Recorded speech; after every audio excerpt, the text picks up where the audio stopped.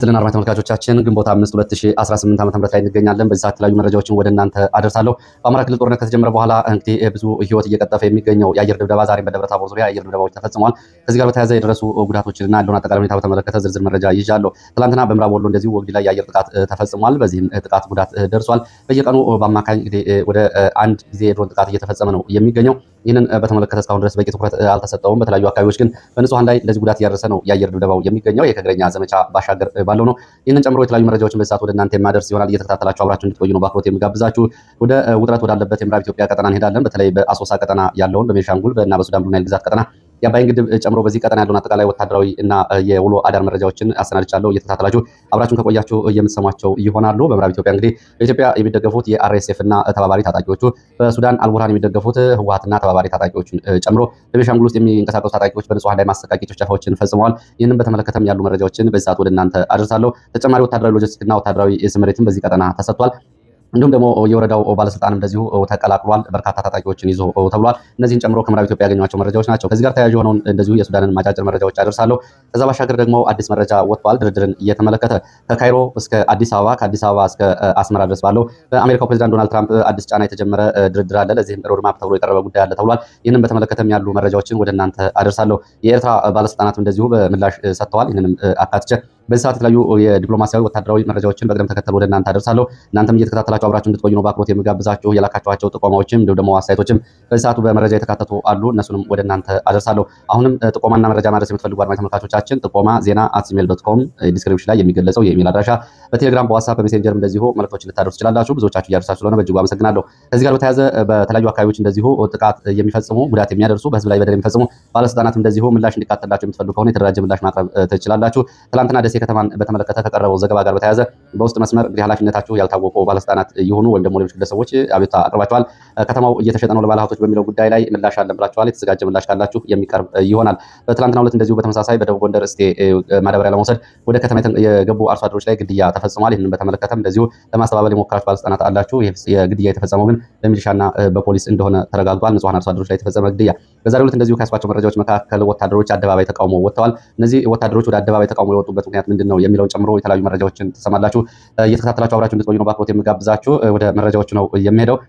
ወደ መረጃዎቹ ሲሄድ እንግዲህ በምልከታም ጭምር የምንመለከተው ነው። በአንድ የፋኖ ክፍለ ጦር ብቻ በ5 ወራት ከ80 በላይ ወታደሮች እና አድማ ብተና ሚሊሻ አባላት ተቀላቅለውኛል ሲል አሳውቋል። በስም ዝርዝርና በአሃዛዊ መረጃዎች እየተደገፈ 80 የሚደርሱ ወታደሮች በ5 ወራት ብቻ ወደ ፋኖ እንደተቀላቀሉ እየገለጸው የፋኖ አደረጃጀት በጎጃም ቀጠና 201ኛ ኮር 54ኛ ክፍለ ጦር ነው ይህንን ይፋ ያደረገው። በስም ዝርዝር የወታደሮችን ስም ዝርዝር፣ የሚሊሻዎችን ስም ዝርዝር፣ የፖሊሶችን እንዲሁም ደግሞ የአድማ ብተናዎችን ስም ዝርዝር ይፋ አድርጎ ይህን ያክል ቁጥር ያላቸው ተቀላቅለውኛል ሲል በዚህ መሰረት 43 ወታደሮች፣ 18 ሚሊሻዎች፣ 3 ፖሊሶች፣ አንድ አድማ ብተናና 14 አዳዲስ የሚሊሻ ፓራ ኮማንዶዎች ተቀላቅለውኛል ብሏል። ይህ እንግዲህ ለአሃዛዊ መረጃው ማሳያው በአንድ ክፍለ ጦር ብቻ ነው። በፋኖ እንግዲህ በርካታ ክፍለ ጦሮች አሉ። ምን ያክል ተቀላቅለዋል የሚለው ይሄ እንግዲህ በትንሹ ማሳያ ነው።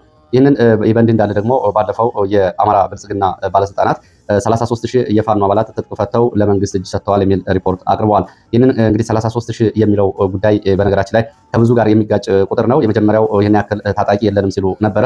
ይህን ያክል ታጣቂ እጅ ከሰጠ አሁን የቀረው ምን ያክል ቁጥር ነው የሚለው ላይ እንደዚሁ እንግዲህ ከፍተኛ ቁጥር ስለመሆኑ የሚያሳይ አሁን በፊት ካቀረቧቸው ሪፖርቶች ጋር የሚጋጭ እንዲሁም ደግሞ እንዳሉትም 33000 ፋኖ እጅ ያልሰጠ መሆኑና 33000 የሚለው ቁጥር እጅግ የተጋነነ መሆኑና ብዙ ሚሊሻዎች እንደዚሁ የባለስልጣናት ቤተሰቦች ተሐድሶ በሚል 90,000 ብር እና የተበጀተውን የመቋቋሚያ ገንዘብ ለማግኘት የራሳቸው ቤተሰቦች ጭምር በማስገባት በሌላ አካባቢ ያሉ ቤተሰቦቻቸውን በማስመጣት እጅ ሰጡ ፋኖ በሚል እዚሁ በዚህ መንገድ ይህንን ሪፖርት ሲያሟሉ መቆየታቸው ይታወቃል። በተለይ በወሎ ቀጠና ከዚህ ጋር በተያያዘ እየወጡ የደረሱ መረጃዎች ጭምር አሉ። ከአረብ ሀገራት ጭምር በማስመጣት ቤተሰቦቻቸውን ጫካ የቆዩ ፋኖች ናቸው በሚል ስልጠና ወስደው መቋቋሚያ ገንዘብ እንዲወስዱ ካደረጉ በኋላ ተመልሰው ወደ አረብ ሀገር እንዲሄዱ ያደረጉ ስለመኖራቸውም የሚገልጹ መረጃዎች ወጥተዋል። ለማንኛውም ይህንን በተመለከተ ያለውን አጠቃላይ ሰራዊቱ ወደ ከግዳጅ ቀጠና እየወጣ ወደ ፋኖ አንድም ወደ ቤተሰቡ የሚቀላቀልበትና የተራዘመ ጦርነት የፈጠረውን አሰልቺ ሁኔታ የሚያሳይ መረጃ ነው። ወደ ቤንሻንጉል ቀጠና ነው የምንሄደው። በቤንሻንጉል ቀጠና እንግዲህ በአሰቃቂ ጭፍጨፋ ተፈጽሟል። ትናንትና መነጋገሪያ ከነበሩት ዜናዎች መካከል ይሄ ግንባር ቀደሙ ነው። 40 ሰዎች ተጨፍጭፈዋል። 12 ሰዎች ጠፍተዋል። በቤንሻንጉል መተከል ዞን ግልገል በለስ ከተማ ወጣ ብሎ አይሲዲ ወይም ደግሞ አፍሪካ እርሻ ልማት ተብሎ በሚጠራው አካባቢ በ4 ተሽከርካሪ ላይ የነበሩ ተሳፋሪዎችና ሾፌሮች ናቸው በአሰቃቂ ሁኔታ በታጣቂዎች እየተጨፈጨፉት ተብሏል። ይህንን በተመለከተ ተሳፋሪዎችና ሾፌሮች ጨምሮ 40 ሰዎች ህይወታቸው አልፏል። 3 ተሽከርካሪዎች ሙሉ በሙሉ ተቃጥለው ወድመዋል።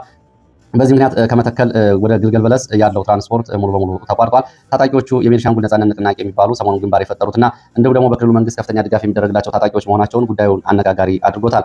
ይህንን ጥቃት ፈጽሞታል የተባለውን ታጣቂ የሚመራው መኩሪያ የተባለ ሰውን በተመለከተ የወጡ መረጃዎች እንግዲህ የክልሉ መንግስት ድጋፍ እያደረገለት ነው ይህንን ጥቃት እየፈጸመው። አሁን በፊት በካምፕ ታጣቂዎችን ይዞ ካምፕ ውስጥ ገብቶ ድጋፍ ሲደረግለት የነበረውና ትጥቅ እንዳይፈታ ተደርጎ የነበረው መኩሪያ የሚባለው የታጣቂዎች አዛዥ የሚመራው ታጣቂ ኃይል ከግልገል በለስ ወጥቶ እንደገና ወደ ጫካ ሲገባ ለማባበያ በሚል እንደገና ተመልሶ የመንግስት ተሽከርካሪ ከፍተኛ እንደዚሁ መጠን ያለው ገንዘብ እንዲሁም የወርቅ መሬትና የወርቅ መፈለጊያ ማሽኖች ተሰጥተውት እየተመላለሰ በመንግስት ተሽከርካሪ ታጣቂዎችን ሲያደራጅ ሰነበተ።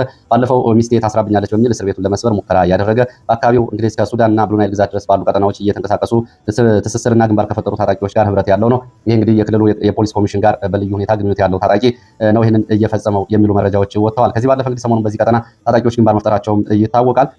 ይሄ በግልጽ በንጹሃን ላይ ያነጣጠረ ሽብርተኝነት ነው ያሉት የመረጃ ምንጮች እነዚህ ታጣቂዎች ከጀርባ ትዕዛዝ የሚሰጣቸው የሚቀበሉትም ከሱዳን እስከ አሶሳ ድረስ ይታወቃሉ። ፌዴራል ፖሊስና መከላከያም ይሄ መረጃ ቢኖረው ምንም አይነት እርምጃ አልወሰደም። በትላንትናው ዕለት እንኳ አስክሬኖች ወደ የአካባቢያቸው አይበተኑም በሚል የህዝብ ቁጣ ይቀሰቅሳሉ በሚል አልሰጥም ብሎ ስለመከላከሉ እንጂ ታጣቂዎቹን አሳዶ እርምጃ ስለመውሰዱ የተገለጸ ነገር የለም። ቤኒሻንጉል ውስጥ ባለው ታጣቂዎች በሱዳን የሚደገፉ ታጣቂዎች በራሱ ባልቡርሃን ጦር እና በአርኤስኤፍ ተባባሪ ታጣቂዎች በቀጥታና በተዘዋዋሪ ባሉት ፍላጎቶች ኢትዮጵያና ሱዳን ባለው አጠቃላይ ሁኔታ ከባድ የሆነ ቀጠናዊ ቀውስ እየመጣ ነው የሚገኘው። ወደ ቀውስም ገብቷል። አካባቢው ከባድ ስጋት አንዣቦበታል የሚሉት የመረጃ ምንጮች በትላንትናው ዕለት ሸርቆሌ ተብሎ በሚጠራው ወረዳ የገልገል ተብሎ በሚጠራው ቦታ ለአራተኛ ቀን በታጣቂዎችና በአካባቢው በሚንቀሳቀሱ ሚሊሻዎች መካከል ውጊያ ተደርጓል። በውጊያው የደረሰው ጉዳት በውል አልታወቀም። የአየር የድሮን ቅኝትና ስምሪትን በአካባቢው እንደነበር የመረጃ ምንጮች ገልጸዋል። ይህ በእንዲህ እንዳለ የሸርቆሌ ወረዳ ሚሊሻ ጽሕፈት ቤት ኃላፊ ኮማንደር 10 የሚሊሻ አባላትን አስከትሎ ወደ ታጣቂዎች ተቀላቅሏል። ይህ እንግዲህ በሸርቆሌ ወረዳ ከፍተኛ ድንጋጤ ፈጥሯል። የክልሉ የጸጥታ የሚባለው የቤኒሻንጉል ማለት ነው እንደዚሁ ኃይል ተጠርንፎ ወደ ድንበር የኢትዮጵያና ሱዳን አካባቢዎች እንዲንቀሳቀስ ስምሪት የተሰጠ ቢሆንም ብዙ ሚሊሻዎች ወደ ታጣቂዎች ይቀላቀላሉ የሚል ከፍተኛ ስጋት መኖሩን የመረጃ ምንጮች ገልጸዋል። ከዚህ ጋር በተያያዘ የመረጃ ምንጮቹ የቀድሞ የእርሻ ኢንቨስተሮች የነበሩ የህወሓት ወታደራዊ አዛዦችና የህወሓት ባለሀብቶች በአካባቢው ከሚገኙ የሚሊሻ ጽሕፈት ቤት የሰላምና ደህንነት ኃላፊዎች ጋር ልዩ ቁርኝት በመፍጠር እንዲቀላቀሉ እያደረጓቸው ነው። ለዚህ ማሳያ የኡራ ወረዳ ሰላምና ደህንነት ኃላፊ የቀድሞው የአጋዚ ኮማንዶ አባል የነበረው እስማኤል አደም ይገኝበታል። እሱ እንግዲህ በህወሓት ሰዎች ግብዣ ነው የወረዳውን ኃይል ይዞ ወደ ታጣቂው እንዲቀላቀል እየተደረገው ብለዋል። ከዚህ ጋር በተያያዘ እንግዲህ አዳዲስ መረጃዎችን እየተከታተልኩ የማቀርብ ሲሆን በዚህ ቀጠና ደግሞ አርኤስኤፍን በተመለከተ ዳቡስ ወታደራዊ ካምፕ ከፍተኛ መጠን ያለው ነዳጅ ትናንትና ስለመራገፉ እንዲሁም ደግሞ ሎጂስቲክ አዳዲስ የጦር መሳሪያዎች ወታደራዊ ተሽከርካሪዎች ከአዲስ አበባ እና ካሶሳ ወደዚህ ወደ ዳቡስ ለአርኤስኤፍ መቅረባቸውን መረጃዎች ገልጸዋል። እዚህ ጋር በተያያዘ እንግዲህ በአካባቢው የአርኤስኤፍ ይሄ ሎጂስቲክ ከደረሰ በኋላ ወደ ብሉ ናይል ግዛቶች ቀጣይ ጦርነት ያደርጋል ተብሎ ይጠበቃል። የሱዳን ጦርም ወደዚህ እየተጠጋ ነው የሚገኘው። ወሳኝ የተባለች ቦታ ተቆጣጥረዋል። ህወሓትም እንደዚሁ የአርሚዎችና ታጣቂዎችን ወደዚህ ቀጠና እያስገባ ነው የሚገኘው። ቀጣይ የሚሆኑትን አብረን የምንከታተል ይሆናል። ወደ ሰሜን ኢትዮጵያ የአባይና የቀይ ባህርን ፖለቲካ የተመለከቱ መረጃዎችን ወደ እናንተ ላድርስ። አሜሪካ አዲስ ይዘው ቀርባለች እየተባለ አዲስ የድርድር ሮድማፕ እንግዲህ በተመለከተ መረጃዎች እየወጡ ነው የሚገኙት። አሜሪካ ከካይሮ አዲስ አበባ አስመራ ድረስ ያለውን አጠቃላይ ሁኔታ በተመለከተ አዲስ የድርድር ሀሳብ ወይ ደግሞ ሮድማፕ ይዛ ቀርባለች ተብሏል። ጉዳዩ በኢትዮጵያም ሆነ በኤርትራ በካይሮም ሆነ በአሜሪካ በኩል እስካሁን በይፋ አልተገለጸም። ጉዳዩን በተመለከተ እንግዲህ ዳርዳር የሚሉ የጭምጭምታ ወሬዎች ናቸው እየወጡ ያሉት። እንደ ውስጥ አዋቂ የጭምጭምታ ወሬዎች ምንጭ ከሆነ በዚህ መንገድ ሶስቱ ሀገራትን በተመለከተ አዳዲስ የድርድር ሀሳብ መጥቷል ነው በእነ አሜሪካ ጫና የተባለው። ትራምፕ በዋናነት የግብፅን ጭንቀት ለመፍታትና የግብፅን ጥቅም አስቀድሞ ነው ይህን ድርድር እንዲደረግ ፍላጎት እያሳዩ ያሉት። በዚህ መሰረት ኢትዮጵያ በግብጽ ላይ ስጋት ፈጥሯል የተባለውን የአባይ ግድብን በተመለከተ ለግብጽ ዋስትና የሚሰጥ ስምምነትና ድርድር እንዲያደርጉ ኢትዮጵያና ግብጽ በአባይን በተመለከተ የግብጽን ፍላጎት መሰረት ያደረጉ ውሎችንና ስምምነቶችን እንዲስማሙና ግብጽ ወደፊትም ከሚኖርባት አጠቃላይ አባይን የተመለከተ ጫና ነፃ እንድትሆን ፍላጎት በአሜሪካ በኩል መኖሩና ይህን ኢትዮጵያ እንድታደርግ በአሜሪካ በኩል የድርድር ሀሳብ መቅረቡ ኢትዮጵያ የባህር በርን በተመለከተ ለምታነሳው ጉዳይ ደቡባዊ ቀይ ባህር ተብሎ የሚጠራው የአሰብ ቀጠናን በተመለከተ የአካባቢው የንግድ ነፃ ቀጠና ኢትዮጵያ እንድታገኝና ባለቤትነትን በተመለከተ ከኤርትራ ጋር ወደፊት እንዲነጋገሩ እንዲደረግ ኤርትራ ከኢትዮጵያ ጋር ይህንን በተመለከተ ለምታደርጋቸው ስምምነቶች የተጣሉባት ማዕቀብ እንደሚነሱላት የልማትና የድጋፍ ትብብሮች እንዲመቻቹላትና እንዲሁም ደግሞ ከኢትዮጵያ ጋር በተናጠል በምታደርገው ስምምነት መሰረት ወደ ስምምነት እንድትደርስና አሰብንና ቀይ ባህርን በተመለከተ ከኢትዮጵያ ጋር በተናጠል የልማት ስምምነቶችን የዘላቂ ስምምነቶችን በማድረግ ስምምነታቸውን እንዲያደርጉ የሚሉ አቅጣጫዎች ናቸው። በአሜሪካ በኩል እንደ ሮድማፕ ወይም ደግሞ እንደ መደራደሪያ ሆኖ አቅጣጫ ተሰጥቶበታል የተባለው ይሄ ውስጥ ለውስጥ ለድርድር ቀርቧል የተባለውን ጉዳይ በተመለከተ እስካሁን ድረስ ከኢትዮጵያም ከግብፅም ከኤርትራም ከአሜሪካም በይፋ የተገለጸ ነገር የለም። እንግዲህ ያው እየገፋ የሚሄድ ከሆነ መረጃውን ወደፊት በስፋት እየተከታተልኩ ወደ እናንተ የማደርስ ይሆናል። እናንተም በተለይ ዲፕሎማሲያዊ መረጃ ምንጮችን የምትከታተሉ ደግሞ ጉዳይ ልትከታተሉ ትችላላችሁ አድማጭ ተመልካቾች። ይህ በእንዲህ እንዳለ ደግሞ በአሜሪካ የኤርትራ አምባሳደር ሶፊያ ተስፋ ማርያም ረዘም ያለ ጽሁፍ አውጥተዋል። ይህንን አሁን ከላይ የቀረበውን የድርድር ሮድማፕ ጨምሮ ሌሎች ጉዳዮች ላይም እንደዚሁ ብዙ ጉዳዮችን አስተዋል። የኤርትራ ሉዓላዊነትና የሚደብቀው ስጋት በሚል ባወጡት ጽሁፍ የኢትዮጵያን የባህር በር ጥያቄ፣ የኤርትራን ሉዓላዊነት፣ ቀጠናዊ ጂኦፖለቲካውን፣ ወቅታዊ ወታደራዊ ውጥረትና የኤርትራን አቋሞች በተመለከተ ብዙ ጉዳዮችን እዚሁ ይፋ አድርገዋል። አምባሳደሯ ኢትዮጵያን እንደ ጎረቤት ሀገራት ሳይሆን እንደ ቅኝ ገዥ እንደሚያዩት በጽሁፋቸው ላይ አውጥተዋል። የኤርትራ ነጻነት ከጸረ ቅኝ ግዛትና እንዲሁም ደግሞ ከጸረ ወራሪ ከኢትዮጵያ ጋር የተደረገ ተጋድሎና የነጻነት ድል እንደሆነ ይህንን ገልጸዋል። የወጋ ቢረሳ የተወጋ ይረሳ በሚል ኢትዮጵያ በደል ፈጽማብናለች በሚልም በዚህ ጽሁፍ ላይ እንግዲህ የተለያዩ ጉዳዮችን አንስተው ለማሳየት ሞክረዋል። የኢትዮጵያ የኤርትራን ሉዓላዊነት ግዛት ያላትን አቋም በተመለከተ አጀንዳቸውን አንጸባርቀዋል። ኤርትራ ተበድላለች የሚል ይዘት ያለውን ሀሳብ ነው እያሰፈሩት። ኤርትራ ከኢትዮጵያ የንግድ ባህር በር ወይም ደግሞ ነፃ የንግድ ቀጠና ጋር በተያያዘ በዓለም አቀፍ ስምምነት መሰረት ኢትዮጵያ ይህን ታገኝ ኤርትራ ተቃውማ አታውቅም። ዓለም አቀፍ ሕጉም ይህንን ይፈቅዳል። ስለዚህ ኤርትራ ለኢትዮጵያ ነፃ የንግድ ማሪታይም ስምምነቶችን ለመፈጸም ዝግጁ ናት። ካሁን በፊትም ተቃውማ አታውቅም ብለዋል። ይህንን በተመለከተ ግን አብይ አህመድን ጨምሮ ሌሎች ወታደራዊ ባለስልጣናትና ሚዲያዎች አሰብን ወደ ኢትዮጵያ ያጠቃለለ ካርታ፣ ንግግር፣ ዛቻ እያደርጋሉ። ይሄ የኤርትራን ሉዓላዊነት አደጋ ላይ የጣለ አዲስ ትርክት ነው። ይሄ ስጋት ፈጥሮብናል ሲሉ አምባሳደሯ በጽሁፋቸው ላይ አንስተዋል። ኢትዮጵያ በሶማሌላንድ ያደረገችውን የወደብ ኪራይ ስምምነት 2004 ማለት ነው። ይህንንም ህገወጥ በሚል የሶማሊያን ሉዓላዊነትና የሞቃዲሾን የግዛት አንድነት የጣሰ በሚል እንደዚሁ አምባሳደሯ አንስተዋል። አምባሳደሯ ስለ ጣሊያን ውልና 1900፣ 1903 እና 1908 የተደረጉ ውሎችን በመጥቀስ የኢትዮጵያና የኤርትራን ጦርነት በኋላ የተደረገውን እንዲሁም ደግሞ በኤርትራ ላይ የጣለውን ማዕቀብ በተመለከተ ኢትዮጵያ ከኢጋድና ከአፍሪካ ህብረት ጋር በመሆን አድርሳብናለች ያለችውን እንደዚሁ ጉዳት አብረው አንስተዋል። የኤርትራ የውጭ ጉዳይ ፖሊሲ በየትኛውም ሀገር ጉዳይ ላይ ጣልቃ ባለመግባት በመከባበር ላይ የተመሰረተ ፖሊሲ ኤርትራ እንዳላትም ይህንንም አንስተዋል። በሌላ በኩል ኢትዮጵያ ኤርትራን በተመለከተ ከውጭ በሚመጣ ጫና ሳይሆን ኤርትራና ኢትዮጵያ ቁጭ ብለው በሚነጋገሩት ዲፕሎማሲያዊ ዘላቂ የልማትና የተጠቃሚነት ትብብር ላይ ብቻ ከውስጥ የመነጨ ትብብር ሲመጣ ብቻ ሰላም ይሆናል። ከውጭ የሚመጣ የትኛውም ጫና ኢትዮጵያና ኤርትራ ችግር አይፈታም ብለዋል። ምናልባት ከላይ እንግዲህ ለተነሳው የድርድር ጉዳይም ሊሆን ይችላል ይህ ምላሽ። ከውጭ የሚመጡ ጫናዎች መፍትሄ አይሰጡም የሚል አቋም ይዘው አምባሳደሯ ተከራክረዋል። አምባሳደሯ በአሜሪካ የኤርትራ አምባሳደር ናቸው። ሶፊያ ተስፋ ማርያም ይባላሉ። ወደ ሌሎች መረጃዎች ስንቀጥል ወደ ሱዳን የሚወስድን መረጃን ማስከትለው በሱዳን የአርኤስኤፍ ዋና ወታደራዊ አዛዦቹ እየከዱት እንደሆነ የሚገልጽ መረጃ ወጥቷል።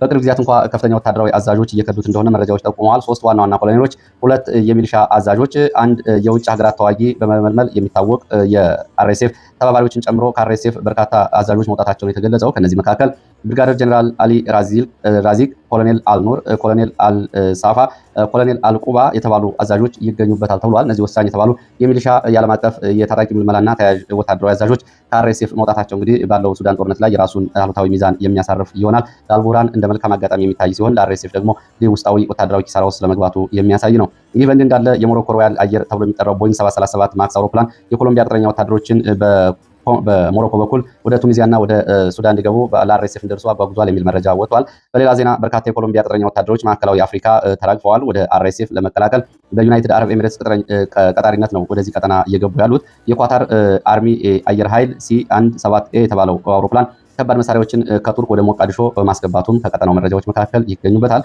ባቶት ኤር የተባለው እንደዚሁ የካርጎ አውሮፕላን የጭነት አገልግሎት የሚሰጥ ማለት ነው። ከዩናይትድ አረብ ኤሚሬትስ አልአሪፍ የተነሱ አውሮፕላኖቹ ወደ አዲስ አበባ የጦር መሳሪያ ማጓጓዛቸውን ትላንትና የወጡ መረጃዎች ይገልጻሉ። እንዲሁም ደግሞ ፍላይ ፕሮ ተብሎ የሚጠራ ቦይንግ 747-243 ካርጎ ከአዘርባይጃን ከፍተኛ የጦር መሳሪያ በመጫን ወደ ቻድ እንደዚሁ እንዳረፈና ቻድ የጦር መሳሪያ እንዳራገፈ ይህም የጦር መሳሪያ ለአርኤስኤፍ የሚቀርብ እንደሆነ ተገልጿል። ዩናይትድ አረብ ኤሚሬትስ ሊንክድ አየር ኃይል የዩናይትድ አረብ ኤሚሬትስ የሆነ አየር ኃይል ቦሳሶ፣ ሶማሊያ፣ ፑንትላንድ የጦር መሳሪያዎችን ትላንትና አራግፏል። ከዩናይትድ አረብ ኤሚሬትስ አልሪፋ ተብሎ ከሚጠራው አየር ማረፊያ የተነሱ አውሮፕላኖች ባህር ዳር፣ ቦሌ፣ ደብረ ዘይት፣ ሀረር ሜዳ የጦር መሳሪያዎችን ማራገፋቸውንም እንደዚሁ የ24 ሰዓት የምስራቅ አፍሪካ የጦር መሳሪያ ዝውውር በረራ መረጃዎች ይህንን ያሳያሉ።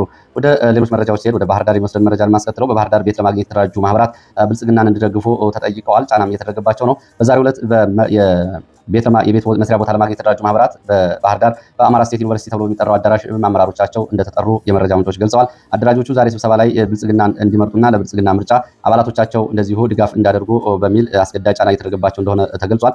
አባላቱ የምርጫ ካርድ ከሌላቸው ቦታ እንደማያገኙ እንደዚሁ ተገልጿል። እንግዲህ እጅግ አስቂ ነው። ያው ብልጽግና ምርጫ ካርድ ያልወሰዱትን የባጃጅ አሽከርካሪዎችን ጭምር ነዳጅ እየከለከለ ይገኛል። በርካታ ጉዳዮች ቀርበዋል። አሁን ደግሞ አባላቶቹ በምርጫ ካርድ ያልወሰዱ ከሆነ ከተደራጁበት ማህበር ይወጣሉ የሚል ማስፈራሪያ ነው እየመጣ ያለው። አሁን ብልጽግና 4 ሰዎችም ካርድ ከወሰዱ 2 ሰዎችም ካርድ ከወሰዱ የራሱ አባላትም ከወሰዱ ይበቃዋል። ተወዳዳሪ የለበት፣ ተፎካካሪ የለበት፣ መርሃ ግብር ለማሟላት ነው ይሄን ምርጫ አደረኩ የሚለው። አንዳንድ ቦታ እንደው ሚሊሻዎች ምርጫ መርጠው ኮረጆውን አስቀምጠውታል፣ ቀን እየጠበቁ ነው። አሁን ለዚህ ይሄን ያክል ወከባ ምረጡኝ የሚል ጉዳይ አስገዳጅ የሆነ ትእዛዝ ማስተላለፍ ምን አስፈልገው? ለመርሃ ግብር የሚደረግ ምርጫ ነው። ኦልሬዲ ምርጫው ይታወቃል። ያው ምርጫ ተደርጓል ብሎ ለማወጅ ነው። ለዚህ ደግሞ 2-3 ሰዎችም በምርጫው ቀን ከወጡ የብልጽግና አባላት ከዛ በላይ ምን ይፈልጋል የሚለው የብዙዎቹ መነጋገሪያ ነው። ለማንኛውም ይሄ ሆኗል።